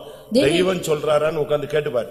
There may be 1,000 friends calling you for the partnership, but sit and see whether great God is calling you for that. ஆண்டவர்ட்ட உட்காரு. You just sit at God's ஆண்டவர் feet. உன்கிட்ட பேசுவார். The Lord will speak. சமீபத்துல ஒரு சகோதரிட்ட கர்த்தர் பேசி இருக்கிறார். Recently, God spoke to a sister. அவங்களுக்கு பிள்ளைக்கு ஃபீஸ் கட்டறதுக்கு காசு இல்ல. She did not have the money to pay the fees for a child. ஏதாவது ஒரு நல்ல ஒரு பிசினஸ் கொடுத்தா நான் நல்லா செய்வேனே எனக்கு காசு கிடைக்குமேன்னு சொன்னாங்க. And she said, if you would give me some business, then I would have the money for it. அப்ப ஆண்டவர் சொன்னாரா? Then the Lord said, நாளைக்கு ஒரு லிக்விட் பிசினஸ் உனக்கு தர்றேன்னு சொன்னார். tomorrow I will give you a business of a liquid. அவ்வளவுதான். That's all. ஒண்ணே உங்களுக்கு புரியல. Then she did not அது understand. என்ன liquid business? What is that liquid business? சனிக்கிழமை அதனுடைய அக்ரிமெண்ட்ல நீ கையெழுத்து போடு அப்படினாங்க. And he said, Saturday, sign the agreement for that.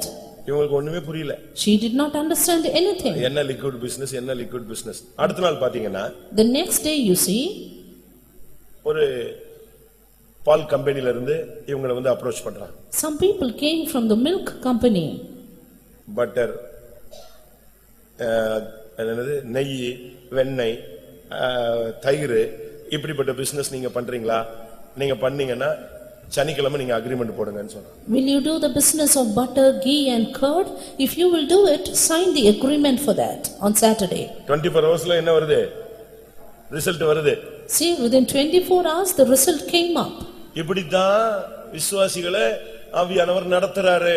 This is how the Lord is leading some believers. நான் ஒரு பிள்ளை ஊழியத்துக்குன்னு ஒப்பு கொடுத்திருந்தா. And one girl, she committed herself for the ministry. நான் அவட்ட போய் சொன்னேன், ஊழியத்துக்கு ஒப்பு கொடுத்துட்டியா? I asked her, did you commit yourself? ஆமா ஒப்பு கொடுத்துட்டேன். Yes, I did. அப்ப நீ இந்த வருஷம் வா. Then come out this year. வரமாட்டேன். No. ஏன் ஒப்பு கொடுத்திருக்கங்கற இந்த வருஷம் வரமாட்டேங்கற ஏன்? You have yielded yourself, then why you don't come up? என்கிட்ட சொல்லிருக்காரு 2005ல நீ ஊழியத்துக்கு வா நீ என்கிட்ட பேசு. The Lord has spoken to me, come to the ministry at 2005. எப்படி இருக்கும்? How will நான் it 4ல கேக்குறேன். 2004ல அந்த கேர்ள்ட்ட கேக்குறேன். அவ ஒரு காலேஜ் லெக்சரர். ஊழியத்தன ஒப்பு கொடுத்திருக்கற ஏன் டைமை வேஸ்ட் பண்ற வான்னு சொன்னா 2005ல நீ வா நீ என்கிட்ட ஏற்கனவே இருந்திருக்காரு. மேல இருந்து சொல்லியிருக்காரு. I asked her, she was a lecturer of a college, I asked her at 2004, why don't you come up for the ministry? She said, God above has sent me to come up at 2005. எதுனாலும் கர்த்தர் பேசுவாரு. Whatever it may be, God will speak. நீ அப்படிப்பட்ட ஒரு தீர்க்கதரிசியா இருக்கணும். And you need to be a prophet like that. அதை விட்டுவிட்டு வீட்டுல தீ பிடிச்சு எரியற மாதிரி இருந்தால் கல்யாணம் நடக்கணும் இந்துக்கள் சொல்வானே அதே மாதிரி தரிசனம் தீர்க்கதரிசனம் சொல்லக்கூடாது. Leaving that, don't give prophecies which are vague according to your mind. ஊர்ல சொல்லுவாங்க, ஐயோ வீடு தீ பிடிச்ச மாதிரி பாத்துட்டேன். ஐயோ அப்படியா? அப்போ உங்க வீட்டுல கல்யாணம் ஏதோ நல்ல காரியம் நடக்க போகுது. அங்க பிள்ளையே இல்ல கல்யாணம் எல்லா பிள்ளைக்கும் முடிஞ்சுன்னா யாரும் கல்யாணம் கட்டுவீங்க? And some people we used to say, I saw the vision of house getting on fire, and they used to say, some good thing is going to happen in your house. Suppose அந்த வீட்டுல பிள்ளையே இல்ல யாரு கல்யாணம் If there is no child, who will get married there? இல்ல இருந்த பிள்ளைகளுக்கு கல்யாணம் ஆயிடுச்சு. அப்ப எந்த பிள்ளை கல்யாணம் கட்டணும்? Because all the children are married, now what more? இப்படி தரிசனம் சொப்பனம் எல்லாம் பார்த்துட்டே கூடாது. You should not have dreams and visions like this. நான் சொல்லிருப்பேன்னு நினைக்கிறேன். ஒரு அம்மா வந்து ஒரு பையன் தண்ணில மேந்த மாதிரி சொப்பனம் பார்த்துச்சுன்னு. One mother, கடைசில பார்த்தா அவன் உயிரோட இருக்கான். இன்னைக்கும் உயிரோட இருக்கான். இந்த அம்மா செத்து போயிட்டான்னு சொல்லிடுச்சு. one mother saw that a boy fell into the water and died, but till today the boy is alive. But இப்படி சபையில யாராவது அந்த அரகுற தீர்க்கதரிசிகள் இருந்தா துரத்தி விட்டுறணும். if there are partial prophets like this, you need to chase them out of the church. சபையை குழப்பி விட்டுருவான், குடும்பத்தை குழப்பி விட்டுருவான், ஊழியத்தை குழப்பி விட்டுருவான். They would confuse the family, confuse the church and even the ministry. தேவன் கலகத்தின் தேவன் அல்ல. அவர் எப்படிப்பட்டவர்? சமாதானத்தின் தேவன். God is not a God of confusion but of peace. கர்த்தர் கரெக்ட்டா சொல்லுவாரு. God will say exactly. ஏன் பேச மாட்டாரா? Will he not speak? நான் மறைமுகமாக அல்ல மோசேயோடு எப்படி பேசினேன்? முகமுகமாகவும் பிரத்யட்சமாகவும் பேசினேன். Not apparently, but I spoke to Moses face to face and even according to the similitude. இவன் தீர்க்கதரிசி கரெக்ட்டா சொல்லிட்டே இருக்கான். He was a prophet, he told everything correctly. அப்ப ஒருத்தன் வந்து சொன்னா நீ தீர்க்கதரிசனம் சொல்ல கூடாது. Then one man came and said you should not prophesy. அப்படினு பிடிச்சு அவனை அடிக்கிறதுக்கு வந்துட்டான். Then he came to beat him also. அப்பதான் அவனுக்கு ரொம்ப வருத்தமாயிடுச்சு. It is then he was grieved. அவன் சொன்னா நீ தீர்க்கதரிசனம் சொல்ல கூடாதுன்னு நீ சொன்னீங்கல்ல, ரைட். உன் குடும்பம் என்ன ஆகும், உன் மகன் என்ன ஆவா, உன் பொண்ணு என்ன ஆகும், நீ எப்படி சாவ, வரிசை பட்டன்னு தீர்க்கதரிசனம் அடிச்சிட்டான். And now this man prophesied that you asked me not to drop the word of God. Now what will happen to your wife and sons and daughters, and everything he told. தீர்க்கதரிசனம் சொல்லாதன்னு சொன்னவனுக்கு இவன் அடுத்த தீர்க்கதரிசனம் சாவ பத்தி தீர்க்கதரிசனம். And the next prophecy, what is about death? நீ ஒரு தீர்க்கதரிசியாக இருக்கணும். You should be a prophet. அதே சரியான அர்த்தம் நீ ஒரு ஜெப வீரனாக தேவனோடு தொடர்பு உள்ளவனாக வாழ்வது. The right meaning is that you should have a definite contact with God, a good prayer life indeed. அடுத்ததாக அவன் வந்து தெக்கோவா ஊரான். Nextly, he was of the land of Tekoa. தெக்கோவா ஊரான் சொன்னா நிலையானன்னு சொல். Tekoa means lasting or stable. ஒரு தேவனுடைய பிள்ளை நிலையானவனா இருக்கணும். A child of God should be stable in his life. எதுலயுமே ஸ்டாண்ட் பண்ணி நிக்கணும். He should stand fast in anything. 2 நாள் உபவாசம், அது பிறகு ஜெபிக்கிறதே இல்ல, 2 நாள் எழுப்புதல், 3ஆவது நாள் ஒண்ணுமே இல்ல, இப்படிலாம் இருக்க கூடாது. ஸ்டெடியா நிக்கணும் நீ. A man of God should be steady in your life. You should not just pray for 2 days and then leave it off.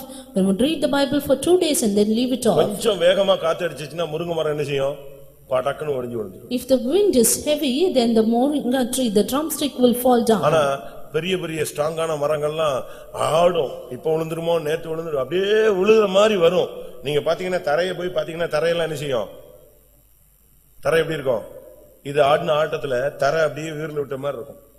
You can see strong trees, when the wind blows, they will shake so hard that it will be about to fall and even the land will be cleft. ஆனா கீழே விழாது, ஓடியாது. But it will not fall down, it will not break.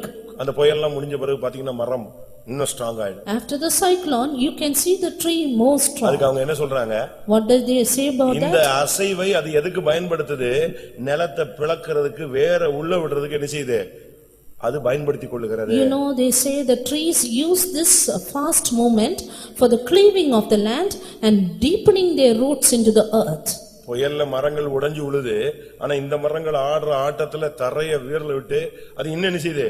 இனி அடுத்து இன்னும் ஸ்ட்ராங்கான புயல் வந்தா இன்னும் ஸ்ட்ராங்கா நிக்கணும்னு நினைச்சது, அந்த கேப்புக்குள்ள இன்னும் வேற உள்ள விட்டு strong பண்ணிக்குது. There are some tender trees breaking down during the cyclone, but these strong trees, they move so hard that they deepen their roots into the earth. விசுவாசத்துக்கு பரீட்சை போராட்டங்கள்லாம் வரும். The வர வர உன்னை இன்னும் ஸ்டாண்ட் பண்ணணும் நீ. The test and trials for faith will come, but you should stand fast the more. முடிவு பரிந்த நிலை நிற்பவனே ரட்சிக்கப்படுவான். He that abideth till the end will be saved. நீங்கள் நிலைத்திருக்கணும். You should abide. ஒருவன் கிறிஸ்துவின் உபதேசத்தில் நிலைத்திருந்தால் அவன் பிதாவையும் குமாரனையும் உடையவன். If a man abide in the doctrine, he has the Father and the Son. 2 யோவான் 2 John 9ஆம் வசனம் பாருங்க. verse 9. கிறிஸ்துவின் உபதேசத்தில் நிலைத்திராமல் மீறி நடக்கிற எவனும் தேவனை உடையவன் அல்ல. கிறிஸ்துவின் உபதேசத்தில் நிலைத்திருக்கிறவனோ பிதாவையும் குமாரனையும் உடையவன். நிலையான ஒரு நிலைத்திருக்கிற தன்மை நமக்கு தேவை. We need to have the habit of abiding. கொடியானது நம்மலாம் யாரு? இயேசு சொல்றார், நான் மெய்யான திராட்சை செடி, நீங்களெல்லாம் கொடிகள். கொடியானது செடியில் நிலைத்திருந்தால் நிலைச்சிருக்கும், கனி கொடுக்கும். Jesus says, I am the true vine, ye are the branches. If the branch abide in the vine, it shall bring forth fruit. அப்படிதான் யோவான் 15ல சொல்லப்பட்டிருக்கிறது. That is how it is said in John the Gospel 15. நம்ம நிலைச்சிருந்தா கனி கொடுப்போம். If we abide, we will bear fruit. 4 யோவான் 15:4 5. என்னில் நிலைத்திருங்கள், நானும் உங்களில் நிலைத்திருப்பேன். கொடியானது திராட்சை செடியில் நிலைத்திராவிட்டால் அது தானாய் கனி கொடுக்க மாட்டாதது போல நீங்களும் என்னில் நிலைத்திராவிட்டால் கனி கொடுக்க மாட்டீர்கள். முதலாவது நம்முடைய விசுவாசிகள், நாம் தேவனுடைய பிள்ளைகள்லாம் இந்த உபதேசம் இந்த கிறிஸ்துவின் அன்பு, இந்த சத்தியம், இந்த உபதேசம் இதுல நிலைச்சு நின்னு பழகணும். First of all, we servants of God and believers should habituate in abiding in the love of God, in the truth, in the doctrine and in the things God has given us. நீச்சல்ல பல நீச்சல் இருக்கு. And there is a habit of swimming. பல விதங்கள் நீச்சல் அடிப்பாங்க. There are various kinds of swimming. நிலை நீச்சல்னு ஒன்னு இருக்கு. There is one thing called a swimming by abiding or lasting. அங்கேதான் நிப்பா. You stand there. போட்டு அந்த புது ஆளுங்க அடிக்கிற மாதிரி டமா டமா டமான்னு அடிச்சு தண்ணியை தெரிச்சு தண்ணியை குடிச்சு கத்திக்கிட்டு இருக்கலாம் கிடக்க வேண்டாம். அவன் அங்கேயேதான் நிப்பான். ரொம்பலாம் இருக்காது. ஆள் அதே இடத்துல இணைஞ்சிட்டு இருப்பான். மணிக்கணக்கா நிப்பான். நிலை நீச்சல். They will not swim fast and go here and there, be dragged by water, but they will stand there and swim. நமக்கு அப்படி நிக்க முடியுமா? Will we be able to stand? நிக்கணும். We have to. அதான் தெக்கோவா. That is Tekoa. அடுத்து தெக்கோவானா எக்காளம். Nextly, Tekoa means trumpet. ஒவ்வொரு விசுவாசியும் தேவனுடைய கையில ஒரு எக்காளம். Every believer is a trumpet in the hands of the Lord. ஆண்டவருடைய கையில நீ ஒரு எக்காளமா இருக்கணும். You should be a trumpet in God's hands. ஒவ்வொரு ஊழியக்காரனும் ஆண்டவருடைய எக்காளம். Every servant of God is a trumpet of God's hand. ஆண்டவர் உன்னை வச்சு தான் யூஸ் பண்ணுவார். The Lord will use you. நீங்க பாருங்க, கிதியோன் யுத்தத்துக்கு போகும்போது பட்டயத்தெல்லாம் தூக்கிட்டு போல. எதை தான் கொண்டு போனா? ஒரு பானை, ஒரு தீவெட்டி, அதுக்குள்ள எல்லாம் இருந்துச்சு. இப்ப பானையை உடைச்சாச்சு. இப்ப கையில இருக்கிறது ஒரு கையில தீவெட்டி, இன்னொரு கையில என்னது? எக்காளம். எக்காளத்தை வச்சு என்ன சொன்னாங்க? கர்த்தரின் பட்டயம், கிதியோனின் பட்டயம். You see what Gideon took when he went for the battle? He took a trumpet in every man's hand, empty pitchers and lamps within. Finally they broke the pitchers, took the lamps and the trumpets and said, "The sword of the Lord and of Gideon." நீ ஒரு எக்காளம். You are a trumpet. இப்படி ஒரு ரட்சிப்பின் கூட்டம் நடக்குன்னு road ரோடா சொல்லணும். நீ You should say to everyone that the gospel of salvation is preached here. இந்த மெகாபோனுக்கு முன்னால பாத்தீங்கன்னா ஒரு குழாய் வச்சிருப்பாங்க தகரத்துல. பாத்திருக்கீங்களா? மெகாபோன் வச்சு வர்ற காலத்துக்கு முன்னால எல்லா ஃபெய்தம்லயும் எதிர்க்கும். இந்த காஸ்பல் சுவிசேஷம் சொல்ற வயசான ஆளுங்க எல்லாம் அதை வச்சிருப்பாங்க. ரோட்ல நின்று அதுல இந்த புனலுக்குள்ள இருந்து கத்திட்டு இருப்பாங்க. And even before we had the habit of using the megaphone, there was pipes with metals and they used to with that say the gospel. நீ ஒரு எக்காளம். You are a trumpet. எக்காளம் தேவனுடைய கையில இருந்தா என்ன செய்வார்? அவரு உன்னை வச்சு ஊதுவார். If you the trumpet is in God's hand, God will blow through you. எக்காளம் விளங்காத சத்தமிட்டால் யார் யுத்தத்துக்கு புறப்படுவான்? When the trumpet is not giving a good alarm, who will start for the battle? அப்படினா என்ன அர்த்தம்? What does that நீ mean? சண்டையும் சச்சரவும் கெட்ட வார்த்தையும் விளங்காத சத்தம் போட்டுக்கிட்டு இருந்தா எவன் சபைக்குள்ள வருவான்? If you are giving if you are giving a different sound of quarrel and other things, who will come to the church? அப்படிதானே? சிரிச்சு பரியாசம் பண்ணி விளையாண்டு நீ எக்காலம் வித்தியாசமா சத்தம் கொடுத்துக்கிட்டு இருந்தேன்னா ஒருத்தனும் யுத்தத்துக்கு என்ன செய்ய மாட்டான். வாசிங்க அந்த வசனம். எக்காலம் விளங்காத சத்தம் விட்டால் எவன் யுத்தத்துக்கு புறப்படுவான்? If the trumpet is giving forth an unnecessary sound, who will come for the battle? எக்காலம் ஒழுங்கான சத்தம் கொடுக்கணும். The trumpet should bring forth a good அந்த sound. சத்தத்திலேயே தெரியும் ஜெயிச்சிட்டாங்களா இல்லையா. And with that sound we can know if they have won or not. யுத்தத்துக்கு ஒரு sound இருக்கு. An alarm for the battle. ஜெயிச்சதுக்கு ஒரு சவுண்ட் இருக்கு. A sound, a noise for the victory. ஆராதனைக்கு வரணும்னா ஒரு சவுண்ட் இருக்கு. And even a sound for the congregation. ஒவ்வொன்றுக்கும் ஒரு சவுண்ட் இருக்கு. A sound different for everything. நாம கடைசி கால நேரத்துல இருக்கிறோம். Today we are in the period of last trumpet. கடைசி காலம் துணிக்கும் பொழுது நாம் எல்லாரும் மர்வமாக்கப்படுவோம் சொல்றதுக்கு உன் வாயில எக்காலம் ஆண்டவருடைய கையில நீ ஒரு எக்காலமாக இருக்கிறாயா? When the last trumpet blows, we shall all be transformed. Are we a trumpet in God's hand to pronounce this? உன் மூலமாய் மதுரையிலே கர்த்தர் பேச விரும்புகிறார். Yes, the Lord wants to speak through you in Madurai. ஒரு நாளைக்கு ஒரு ஆளுக்கு காஸ்பல் சொல்லு. And at least to one you should give the gospel. ஒரு நாளைக்கு ஒரு ஆளுக்கு காஸ்பல் சொல்லு. At least to one you should preach the gospel a day. சொல்ல முடியுமா? Will you be able to tell it? நீங்க போய் வானத்தையும் பூமியையும் வில்லா வளைக்கணும்னு சொல்லல நான். The Lord did not say you have to bend down the heaven and earth. நீ போய் ஒரு ஆளுக்கு சொல்லு. But you give the gospel to at least one person. ஒரு ஆள்கிட்ட இயேசுவை பத்தி லைட்டா பேச, அவன் வர்றானா இல்லையா அது வேற விஷயம். At least one person a day, whether he comes or not, it's different. சொல்ல வேண்டியது உன் கடமை, ரட்சிக்க வேண்டியது யாருடைய வேலை? சிலுவையின் இரத்தத்தின் வேலை. To publish it is your matter, but to change them is the matter of the cross. ஆனா அவன் கடைசில அந்த சொல்லலன்னு சொல்லிர கூடாது. And finally they should not say, this man did not say me anything. அதனால உன்னை சபையில ஒரு எக்காலமா கர்த்தர் வச்சிருக்கார். Therefore the Lord has kept you a trumpet in the church. அதை எடுத்து கர்த்தர் உன்னை வச்சு யூஸ் பண்ணனும். The Lord should use you for that. அடுத்ததாக Nextly, இந்த தெக்கோவா ஜனங்கள் புத்தி உள்ளவர்கள். the people of this Tekoa, they were wise. ஆணோ பெண்ணோ, whether male or female. 2 Samuel 2 Samuel 14 அதிகாரம் verse 14, 2 வசனம். verse 2. அவன் தெக்கோவாவில் இருக்கிற புத்தியுள்ள ஒரு ஸ்திரியை அழைத்து, நீ இளவு கொண்டாடுகிறவளைப் போல துக்க வஸ்திரங்களை உடுத்திக் கொண்டு எண்ணெய் பூசிக்கொள்ளாமல் இறந்து போனவனுக்காக நெடுநாள் துக்கிக்கிற ஸ்திரியை போல தெக்கோவாவில் உள்ள ஒரு புத்தி உள்ள ஸ்திரீ. The wise woman of Tekoa, எப்படி? அவளுடைய ஹாபிட்டே புத்தி உள்ள தன்மை. her habit or attribute itself was a wisdom. ஒரு புருஷனோ மனைவியோ புத்தி உள்ளவங்களா இருந்தா அந்த குடும்பத்தை கட்டிக்கிட்டே இருக்கலாம். A husband or wife, if they are wise, they can build a family. ஒரு விசுவாசியோ ஊழியக்காரனோ புத்தி உள்ளவனா இருந்தா சபையை கட்டிக்கிட்டே இருக்கலாம். A believer or a servant of God, if they are wise, they can build a church. வாசிங்க, நீதிமொழிகள்ல வாசிங்க. புத்தி உள்ள ஸ்திரீ தன் வீட்டை கட்டுகிறாள், புத்தி இல்லாத ஸ்திரீயோ யார் கையால உடைக்கிறா? பக்கத்து வீட்டுக்காரியா? யாரு? வாசிங்க. 14:1. 14:1. புத்தியுள்ள ஸ்திரீ தன் வீட்டை கட்டுகிறாள், புத்தி இல்லாத ஸ்திரீயோ தன் கைகளினால் அதை இடித்து போடுகிறாள். யாருதான் இடிக்கிறா? யாருதான் இடிக்கிறது? இந்த பிள்ளைங்க எல்லாம் வீடு வெட்டி விளையாடுவாங்க, பாத்திருக்கீங்களா? விளையாண்டுருக்கீங்களா? Some children, they build up houses like for their play. வீட்டுல இருந்து ஆள் கூப்பிடுவாங்க, இருக்கணும் உடனே வான்னு உடனே என்ன செய்யும்?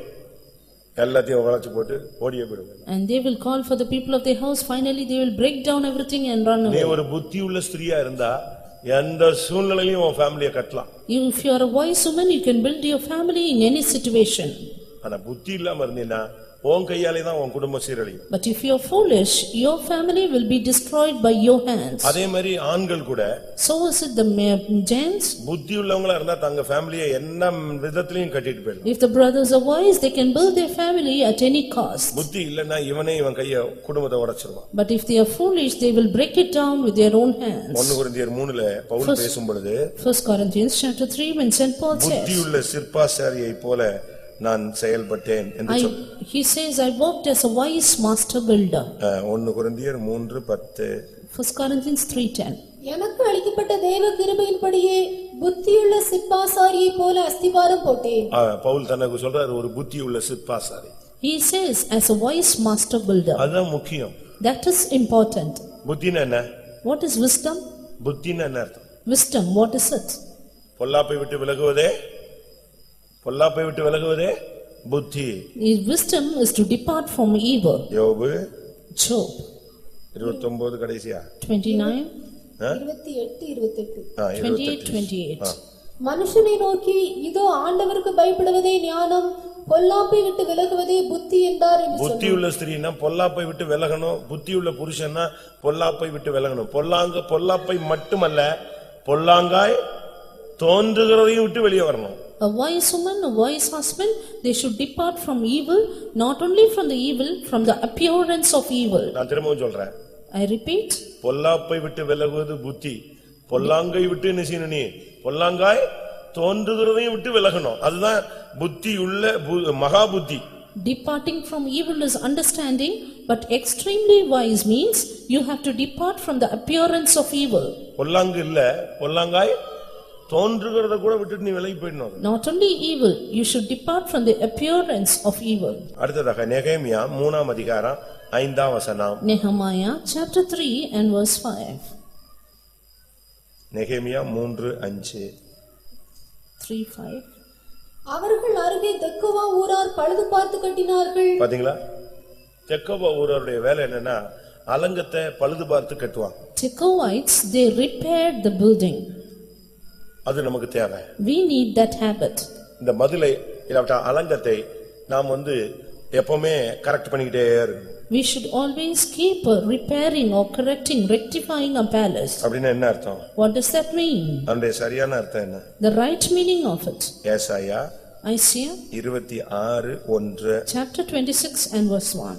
அக்காலத்திலே யூதா தேசத்தில் பாடப்படும் பாட்டாவது, பலனான நகரம் நமக்கு உண்டு, இரட்சிப்பையே அதற்கு மதிலும் அரணுமாக ஏற்படுத்துவார். எதுதான் நம்முடைய மதில்? What is a wall? எது மதில், எது அலங்கம்? What is wall and what is bulwarks? சொல்லுங்க. ரட்சிப்பு. Salvation. இந்த ரட்சிப்பு எப்பவுமே கரெக்டா பழுது பார்த்து சரிப்படுத்திக்கிட்டே இருக்கணும். அதனுடைய அர்த்தம் We should always keep rectifying our salvation. உன்னுடைய ரட்சிப்பு சேதப்படுத்த விடக்கூடாது. You should not allow your salvation to be அதுதான் damaged. உன்னுடைய பாதுகாப்பு. That is your protection. நீ ரட்சிக்கப்பட்டவன் என்பதுதான் பிசாசுக்கு நடுங்க வைக்கிற ஒரு சக்தி. It is your salvation which makes the devil அது tremble. கெட்டு போயிடுச்சுன்னா நீ உடனே அதை பழுது பார்த்து ரெடி பண்ணு. If it is in repair, then immediately rectify it. அலங்கத்தை பழுது பார்ப்பது ஒவ்வொரு குடும்பத்தினுடைய வேலை. Rectifying the bulwarks is the work of every family. ஒவ்வொரு குடும்பம் தனித்தனியா அந்த வேலையை செய்யணும். Every family according to their own family should ஒவ்வொரு do it. தேவனுடைய பிள்ளைகளும் இதல கவனமா இருக்கணும். Every individual child of God should be careful. யாரா இருந்தாலும் சரி. Whoever it may be. நீ எந்த தொழில் பண்ணாலும் உன்னுடைய ரட்சிப்பை நீ விட்டுவிடக் கூடாது. Whatever your business may be, don't leave your salvation. எனக்கு கடை இருக்கு அதனால ரட்சிப்பை விட்டுருவியா? Because you say I have a shop, do you want to forsake your salvation? நீ என்ன தொழில் செஞ்சாலும் உன் ரட்சிப்பு ரொம்ப முக்கியம். Whatever your occupation may be, your salvation is important. ஒரு வசனம் சொல்றேன். I want to tell a verse. நெகேமியா 3:32. Nehemiah 3:32. கோடியின் மேல் வீட்டுக்கும் ஆட்டு வாசலுக்கும் நடுவே இருக்கிறத தட்டாரும் மளிகைக்காரரும் பழுது பார்த்து கட்டினார்கள். எப்படி? மளிகைக்காரன் யாரு? Merchants who are there. பெட்டி கடை, ப்ரொவிஷன் ஸ்டோர் பார்ட்டிகள் எல்லாம் எதை கட்டினா? அவங்க தொழில் அது. ஆனா ரட்சிப்பை அந்த மதிலை பழுது பார்த்து கட்டினார்கள். And even the merchants, they repaired the gates. ஆவிக்குரிய ஜீவியத்துல வந்துட்ட பிறகு நம்முடைய ரட்சிப்பு ரொம்ப முக்கியம். Our salvation is much important in our spiritual life. எத்தனை பகுதி வந்திருக்கு? How many parts now? 7 வந்துட்டா? 7. 8வது. 8th. ஆமோஸ்னா சுமை தாங்குபவன். Amos means burden bearer. பாரம் சுமப்பவன். One who bears the burden. சுமப்பது என்பது தேவனுடைய ஒரு பிரதான ஊழி. Bearing is one of the important ministry of God. நம்ம பாருங்க, நம்மளெல்லாம் இப்ப யாரதான் சுமந்து வர்றா? ஒரு தகப்பன் போல நம்ம என்ன செஞ்சிட்டு வராரு? சுமந்துட்டு வராரு. See, our God is bearing us as a father. நாமும் சுமக்கிறவர்களாய் மாறணும். We too should be the ones who bear. நமக்கு பிள்ளைகள் ஒரு பாரமா மாறிடக்கூடாது, மனைவி ஒரு பாரமா மாறிடக்கூடாது, புருஷன் ஒரு பாரமா மாறிடக்கூடாது. For us, our children, our wife, our husband should not become a burden. மண்ணுக்கு மரம் பாரம் இல்லை. And it is said, for the earth, tree is not a burden. இவ்வளவு மரம் வச்சா நல்லா தாங்க முடியாது, என்னை விட்டுருங்க அப்படின்னு சொல்லுதே. Will the earth say, so much trees I cannot bear? நமக்கு சுமக்கக்கூடிய ஒரு கிருபை தேவை. We need to have the grace to bear. பாரம் சுமத்தல். Burden bearing. கலாத்தியர் 6:2 Galatians 6:2. ஒருவர் பாரத்தை ஒருவர் சுமந்து இப்படியே கிறிஸ்துவினுடைய பிரமாணத்தை நிறைவேற்றுங்கள். முதலாவது மற்றவங்க பாரங்களை ஒருவர் பாரத்தை ஒருவர் சுமப்பது. Bear ye one another's burden. பாரங்களை சுமப்பது என்பது கிறிஸ்துவின் பிரமாணம் என்று அந்த இடத்துல சொல்லப்பட்டிருக்கு. It is said here, bearing others' burden is the law of Christ. ஒருவர் பாரத்தை ஒருவர் சுமந்து கிறிஸ்துவின் பிரமாணத்தை நிறைவேற்று. Bear ye one another's burden and so fulfill the law of Christ. அது தேவனுடைய திட்டம். That is the plan of God. அதுதான் கிறிஸ்துவின் பிரமாணம். That is the law of Christ. நம்ம மத்தவங்க பாரத்தை நம்ம பாரமே சுமக்கிறதுக்கே நமக்கு முடியலன்னு சொல்றோமா? And are we saying, are we not able to bear the burden of others? மற்றவங்க பாரத்தை நாம் சுமப்பது ஒரு ஊழியம். Bearing the burden of others is a ministry. ஒவ்வொரு தேவனுடைய பிள்ளைகளும் இதை சுமக்கணும். Every child of God should bear. இரண்டாவது. Secondly. ரொம்ப பாயிண்ட் இருக்கு, நான் ஷார்ட்டா முடிக்கிறேன். ஏசாயா 53:4. Isaiah 53:4. ஏசாயா 53:4. மெய்யாகவே அவர் நம்முடைய பாடுகளை ஏற்றுக்கொண்டு நம்முடைய துக்கங்களை சுமந்தார். துக்கங்களை சுமப்பது. Carrying our sorrows. ஒருத்த வேதனையில இருக்கானா, நீங்க போய் சும்மா ஜஸ்ட் அவன்கிட்ட ஷேர் பண்ணா அவன் சொல்லுவான், இப்ப என் பாரத்தை நெஞ்சிட்டேன், இறக்கிட்டேன். If a person is sorrowful and you go and speak to him, he will say, now I have let down my burden. அவன் அடக்கி வச்சு அப்படியே நொந்துருவான். Till then he was just compressing it and he நீங்க was போய் அவன்கிட்ட pain. கொஞ்ச நேரம் பேசி பாருங்க, அவன் துக்கத்தெல்லாம் கொட்டிடுவான். When he speaks for some time, he will pour out your burden. அந்த burden அவனை விட்டு போயிடும். And his burden leaves him. நம்ம அப்படி செய்றோமா? Are we doing that? சாவு வீட்டுக்கு போவீங்களா? Do you go to the death house? இன்னைக்கு போக முடியல, நாளைக்கு போவீங்களா? Will you go there today and tomorrow? செத்துட்டாரா? அப்படியா? அன்னைக்கே சாவார் நினைச்சேன். சரி அவந்து போயிடக்கூடாது.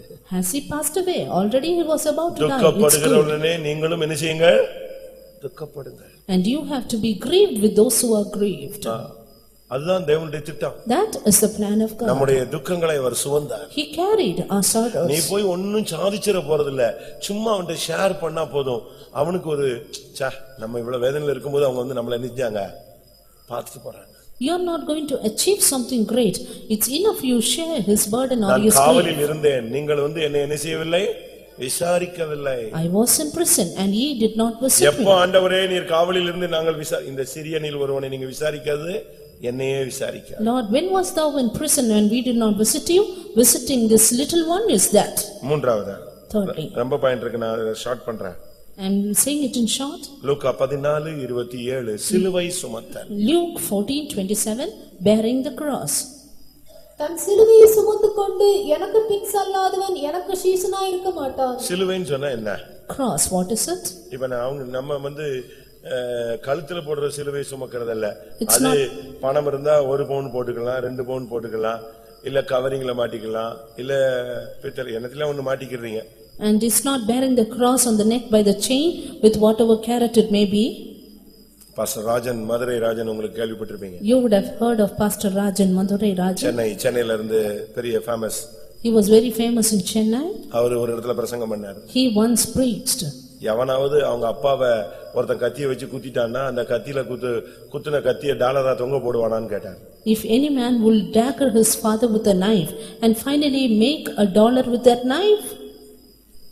உங்க அப்பாவை ஒருத்தன் கத்தியை வச்சு குத்திட்டான்னா அது நீங்க அந்த கத்திய மாதிரி ஒரு சின்ன டாலர் செஞ்சு கழுத்த மாட்டீங்களா? எங்க அப்பாவை இதில் தான் குத்தினான்னு இயேசுவை சிலுவையில தொங்க விட்டுருக்கான், அதை தூக்கி நீ கழுத்துல மாட்டிட்டு தொங்க விட்டுட்டு எங்க மீட்பர் இப்படித்தான் தொங்குனார்னா அதை தூக்கி பெரிய சாதனைன்னு தொங்க விட்டாலே ஏன்னு கேட்பாரு. And Jesus was nailed to the cross and saying that keeping that cross as on your neck as the chain of this, is it good on your side? அது சாபத்தின் சின்னம். It is only a sign of curse. இயேசு மரிச்சதனால வெற்றியின் சின்னம்னு சொல்லுவீங்க. Because Jesus died, we say it is a sign of victory. நீங்க வந்து இதெல்லாம் இந்த சிலுவையை சுமக்கிறது சொல்லல. But it is not said about bearing that cross. சரி, அப்ப நம்ம எப்படி சிலுவை சுமக்கிறது? But how to bear the cross? கல்யாணம் கட்டினவங்களுக்கு புருஷன் சிலுவையா இருக்கலாம். For the married ones, their husband may be a cross. Wife may be a cross. உனக்கு பிறந்த 4 பிள்ளை சிலுவையா இருக்கலாம். Your children may be a cross. இத வேண்டாம்னு சொல்லக்கூடாது. And you should not say do not want them. நீதான் ஆசைப்பட்டு கட்டிக்கிட்ட. You only loved them and got them. இல்ல உங்க பேரண்ட்ஸ் சொன்னாங்கன்னு கீழ்ப்படிஞ்சு கட்டிக்கிட்ட. And you obeyed your parents and did it. இத சிலுவைன்னு சொல்லி தூக்கி விட்டுற கூடாது. And do not take it away saying it's a இந்த cross. சிலுவையை நீ கடைசி வரைக்கும் நெஞ்சுதாகணும், கோல்கதா வரை சுமங்கே ஆக வேண்டும். You should surely bear this cross until சரி, Golgotha. ஊழியக்காரனுக்கு என்ன சிலுவை? And for the servants of God, what cross? கூட இருக்கிற உடன் ஊழியர்களும் சபையில் இருக்கிற ஜனங்களும். Their co-workers and the people in the church. கூட இருக்கிற சிஸ்டர் பயங்கரமான, சரி பித்தளை சிலுவையா இருந்தா தூக்கிடலாம், இரும்பு சிலுவையா இருந்தா எப்படி சுமக்கிறது? Their co-worker sister is an iron cross. If it was brass, it was easier. இயேசு மர சிலுவையே சுமக்க முடியாம 3 தடவை விழுந்தாருன்னு சொல்றோம். Jesus fell down thrice unable to bear the cross of wood. இது பெரிய டன் கணக்குல தூக்கி விட்டா ஒரு ஊழியக்காரன் வந்து மாட்டிக்கிட்டான், நான் என்ன பண்றேன்? But now it is cross with tons of load. How can we bear it? ஆனா பைபிள் சொல்லுது சுமந்தே ஆகணும். But the Bible says you should bear. இத சுமக்க முடியலன்னு மோசே சொன்னபோது அபிஷேகம் போய்விட்டது. When Moses said it is so heavy, his anointing left. நான் இவர்களை பெற்றேனா? Did I beget them? நானா இவங்களுக்கு பால் கொடுத்து வளர்த்தேன்? Did I milk them and bring them up? எல்லாத்தையும் தூக்கி என் தலையில கட்டிட்டீங்க. And why are you putting them on me?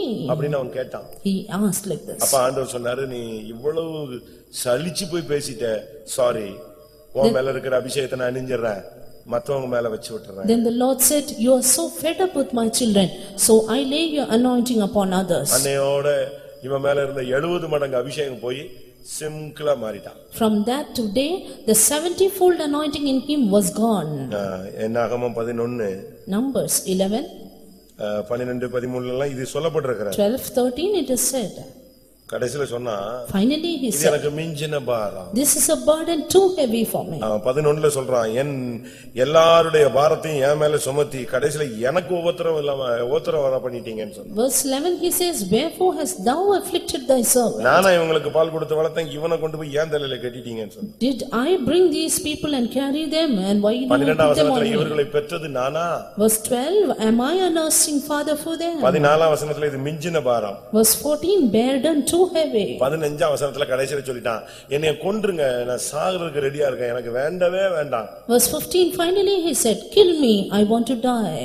அப்பதான் 17ல கர்த்தர் சொல்றாரு, Then வாசிங்க. 17 the Lord said, அப்பொழுது நான் இறங்கி வந்து அங்கே உன்னோடே பேசி, நீ ஒருவன் மாத்திரம் ஜனங்களின் பாரத்தை சுமக்காமல் உன்னோடே கூட அவர்களும் அதை சுமப்பதற்காக உன்மேல் இருக்கிற ஆவியை அவர்கள் மேலும் வைப்பேன். பரலோகத்துல இருந்து ஒரு புது ஆவி வந்து 70 பேர் மேல இறங்கல, எங்க இருந்தா எடுத்துட்டாரு? எத்தனை வருஷம் சுமந்துட்டு தான் வந்தான், இப்பதான் புலம்பிட்டான். a new anointing did not come upon the 70 now, but Moses was bearing till then, now fed up. இப்பதான் அவன் புலம்ப ஆரம்பிச்சிட்டான். Finally he started lamenting. அதனாலதான் கர்த்தர் சொன்னாரு, சரி வேண்டாம், நான் எல்லாரையும் சுமக்க வைக்கிறேன், உன்னிடத்துல இருந்து எடுத்துறேன்ட்டார். Now the அந்த Lord said, சுமக்கும் அபிஷேகம் போன பிறகுதான் கானான் இல்லாமல் போனது. now the Lord said, okay, now you need not bear anymore. The bearing spirit was given unto the 70 and finally he lost Canaan. ஊழியர்களுக்கு உடன் ஊழியர்களும் சபை விசுவாசிகளும் சிலுவைகள். For the servants of God, co-workers and the believers of the church are bear burdens. என்னடா கடைசில சுத்தி சுத்தி எங்களை வந்து சிலுவைன்னு ஆக்கிட்டாங்க. Finally they come around and come to the cross. உங்க வீட்ல உள்ள பிரச்சனைகளுக்கு நீங்க சொல்லும்போது நாங்க அது எங்க வீட்டு பிரச்சனையா தான் என்ன செய்றோம், எடுத்துக்கிறோம். When you tell the problems of your family, we take it as our own problem. நீங்க என்ன பண்றீங்க, பாஸ்டர்ட்ட சொல்லிட்டேன், அழகா தூங்குறீங்க, இங்க பாஸ்டர் தூக்கம் வராம சுத்திட்டு இருப்பாரு. What do you do? ஐயோ அந்த விசுவாசி சொல்லிட்டு போறானே, இப்ப நைட்டு தூங்காம இருப்பானே, ஆனா நீங்க அருமையா தூங்கி இருப்பீங்க. What do? You tell it to the servants of God, that pastor, and you sleep well. But this pastor will keep on praying, saying the believer is in our church. ஒரு girl வந்து எனக்கு சொன்னா, எனக்கு நாளைக்கு மத்தியானம் exam. One man came and said, I have the exam tomorrow afternoon. சரின்னு சொல்லி ஜெபிச்சு விட்டேன். I prayed and sent them. அவ போயிட்டா. And he went. அடுத்த நாள் நான் மறந்துட்டேன். Next day I forgot. திடீர்னு பாத்தீங்கன்னா ஒரு 3:15க்கு மத்தியானம் எனக்கு ஞாபகம் வந்துருச்சு. Suddenly 3:15 in the afternoon I was reminded. ஐயோ அந்த பொண்ணு எக்ஸாம்னு சொன்னாலே, ஸ்தோத்திரம் ஆண்டவரே, அவள் நல்லபடியா எழுதுறதுக்கு உதவி செய்யுங்க. That girl told me of her exam, Lord grant her the grace to do well. சரி நைட் வந்தா. And she came in the night. இன்னைக்கு எக்ஸாம் என்ன ஆச்சு தெரியுமா? Do you know what happened in my exam? என்னாச்சு? What happened? நான் போனேன். I went. எனக்கு கிடைச்ச சீட்டு வந்து அப்படியே நேர வெயில் முழுசும் என் மூஞ்சில விழுற மாதிரி ஒரு இடத்தை கொடுத்துட்டாங்க. The seat I got was exactly under the sun. எனக்கு மூடே கெட்டு போச்சு. And I could not, my brain did not work. என்னால கான்சென்ட்ரேஷன் பண்ணி எழுதவே முடியல. Therefore I could not concentrate in my exam.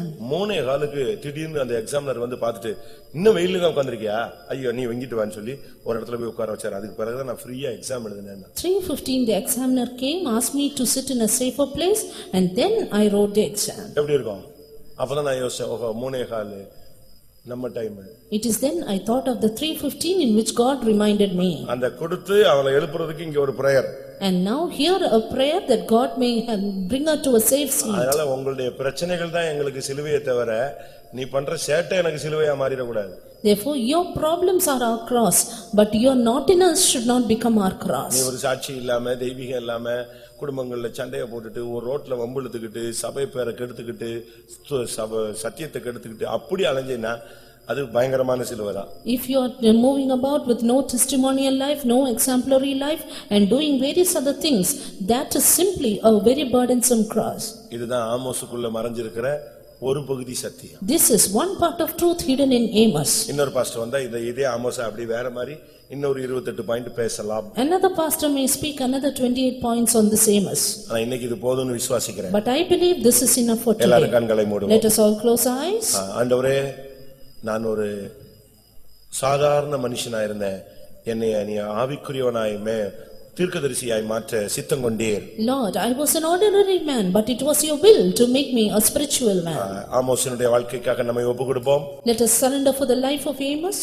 அவன் தான் சொல்றான், உன் தேவனை சந்திக்க ஆயத்தமாக. He says, prepare to meet your God. உன் தேவனை சந்திக்கும்படி ஆயத்தப்படுனா என்ன அர்த்தம்? What does it mean, prepare to meet your God? நீ பரிசுத்தமா இருந்தா அது உனக்கு அந்த நாள் சந்தோஷம், இல்லாவிட்டால் அந்த நாள் உனக்கு பயங்கர நியாயத்தீர்ப்பு. If you are holy, that day is a rejoicing, or else it will be a great day of judgment. கொஞ்ச நேரம் கண்களை மூடுவோம். Let us close our eyes for some time. 2 நிமிஷம் முழங்கால் போடலாம். 2 minutes on knees.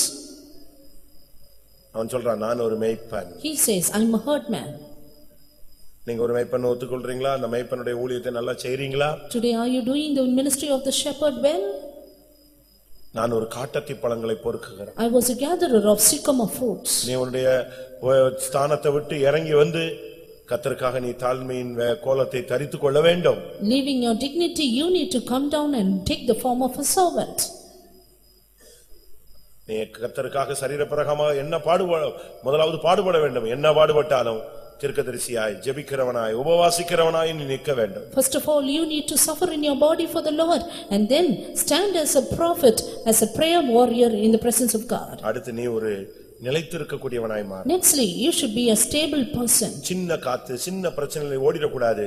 நீ ஒரு கொடி கிறிஸ்துவில் நிலைத்திருந்தால் கனி கொடுப்பாய். Don't flee away for little problems, little wind, but you are a branch, abide in the Lord and bear fruits. நீ ஒரு எக்காளம். You are a trumpet. கர்த்தர் உன்னை கொண்டு பேச வேண்டும். The Lord should speak to you. உன்னை கொண்டு சுவிசேஷம் சொல்ல வேண்டும். The Lord should declare the gospel through உன்னை you. கொண்டு ஊழியம் செய்ய வேண்டும். The Lord should do the ministry through உன்னை you. கொண்டு வருகையை அறிவிக்க வேண்டும். The Lord should increase his உன்னை கொண்டு power. சபையை எச்சரிக்க வேண்டும். The Lord should warn the church through you. உன்னை கொண்டு கர்த்தர் ஜனங்களை ஆறுதல் படுத்த The வேண்டும். Lord should comfort the people through நீ you. கர்த்தருடைய கையில ஒரு எக்காளமாய் மாற வேண்டும். You should be a trumpet in the hands of the Lord. நீ ஒரு புத்தியுள்ளவனாய் மாற You வேண்டும். should become a wise person. உன் வாழ்வை கட்டி எழுப்ப வேண்டும். Build up your life. சபையை கட்டி எழுப்ப Build வேண்டும். up the church. உன் ரட்சிப்பை நீ பழுது பார்த்து சரிபடுத்திக் கொள்ள வேண்டும். Repair your salvation and set it right. நீ உன்னை கர்த்தர் சுமப்பவனாய் இந்த சபையில வைத்திருக்கிறார். The Lord has kept you as a burden bearer in the இந்த church. சபைக்காக ஊழியத்துக்காக நீ தோள் கொடுப்பாயா? Will you give your shoulder for the church and the ministry? ஒருவர் பாரத்தை ஒருவர் சுமப்பீர்களா? Will you bear one another's burden? கர்த்தருக்காக சிலுவையை சுமப்பீர்களா? Will you bear the burden for the cross? மற்றவருடைய துக்கங்களை சுமப்பீர்களா? Will you bear the things of the Lord? கர்த்தர் உன்னோடு தான் பேசிக் Then the கொண்டிருக்கிறார். Lord is speaking to you. கர்த்தாவே என்னை பலப்படுத்தும். Lord, strengthen me. ஆமோஸை பலப்படுத்தினவர் என்னை பலப்படுத்தும். God has strengthened him, strengthen me நானும் also. உமக்காக நானும் என் பிள்ளைகளும் உமக்காக நிற்கட்டும். Lord, I and my children should stand for என்னை you. பலப்படுத்தும் என்று கேளுங்க. Strengthen me, O Lord. கர்த்தர் இப்பொழுது The பலப்படுத்தட்டும். Lord will strengthen you now. Amen Jesus. Praise the Lord, praise the Lord, praise the Lord. எல்லாரும் ஒப்பு கொடுங்க பிரியமானவர்களே. ஆமென். சுமக்கும் அபிஷேகம் இப்பொழுது இறங்கட்டும். சகிக்கும் அபிஷேகம் இறங்கட்டும். ஆமென். ஷபலாக ரிபிக்கரபா கத்வரமானியா. ஆமென். உனக்குள்ள இருக்கிற சுமக்கும் அபிஷேகத்தை விட்டு விடாதீங்க. ஹalleluya. மோசேயை போல விட்டு விடாதீர்கள். ஐலா பக்கரா பக்கத்வரா பக்கத்வரமானியா.